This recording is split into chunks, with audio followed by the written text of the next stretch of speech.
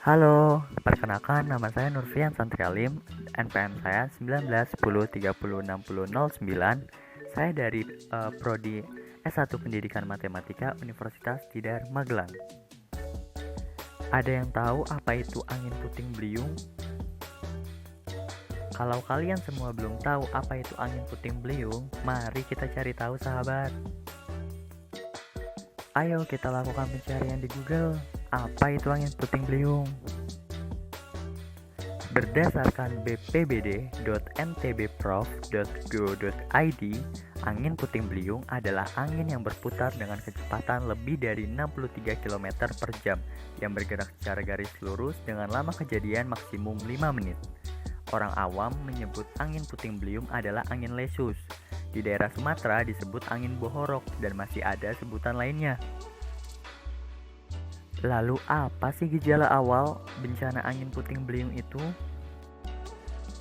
Gejala awal dari bencana angin puting beliung yang pertama, udara terasa panas, gerah, atau sumuk. Yang kedua, di langit tampak ada pertumbuhan awan cumulus atau awan putih bergerombol yang berlapis-lapis. Di antara awan tersebut, ada satu jenis awan yang mempunyai batas tepinya sangat jelas, yaitu berwarna abu-abu menjulang tinggi yang secara visual seperti bunga kol. Yang ketiga, ranting pohon dan daun bergoyang cepat karena tertiup angin disertai dengan angin kencang. Lalu, hal apa saja sih yang perlu kita perhatikan untuk mengatasi bencana angin puting beliung? Yang pertama yaitu fase pra-bencana atau sebelum datangnya bencana. Kita harus rajin mendengar dan menyimak siaran radio atau televisi yang menyangkut perakiraan cuaca di daerah tempat kita tinggal.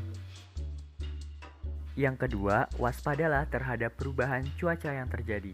Yang awal mula cuacanya sangat cerah, panas, namun seketika akan berubah menjadi gelap gulita, mendung, bahkan seakan-akan hujan akan turun saat itu juga. Yang ketiga, waspadalah terhadap angin topan yang mendekat. Seketika angin akan berhembus lebih kencang daripada biasanya. Yang keempat, langit seketika akan berubah menjadi gelap dan sering berwarna kehijauan. Bahkan awan rendah, hitam, besar sering kali bergerak berputar. Yang kelima, turunnya hujan es dengan butiran yang besar. Lalu, hal apa saja yang perlu kita lakukan saat terjadinya bencana angin puting beliung? Yang pertama, bila dalam keadaan bahaya, segeralah ke tempat perlindungan seperti bunker. Jika Anda berada di dalam bangunan seperti rumah, gedung perkantoran, sekolah, rumah sakit, pabrik, pusat perbelanjaan, gedung pencakar langit, maka yang Anda harus lakukan adalah segera menuju ke ruangan yang telah dipersiapkan untuk menghadapi bencana tersebut. Yang kedua, jika Anda sedang berada di dalam kendaraan seperti mobil, motor, bus, segeralah dan hentikan serta tinggalkan kendaraan Anda dan carilah tempat perlindungan yang berada di dekat sekitar Anda. Lalu, hal yang harus kita lakukan setelah terjadinya bencana angin puting beliung yaitu yang pertama, kita harus melakukan koordinasi dengan berbagai pihak dalam pertolongan para korban atau sering kita sebut seperti evakuasi. Yang kedua, kita perlu mendirikan posko dan evakuasi untuk korban yang selamat, serta mendirikan tempat penampungan korban bencana secara darurat.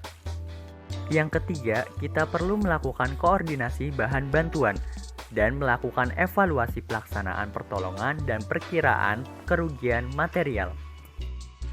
Meskipun telah terjadi bencana angin puting beliung, kita tidak boleh panik dan tetap harus menjaga keselamatan kita masing-masing. Semoga video ini dapat mengedukasi kalian pada saat terjadinya bencana angin puting beliung. Sampai jumpa di video selanjutnya. Bye.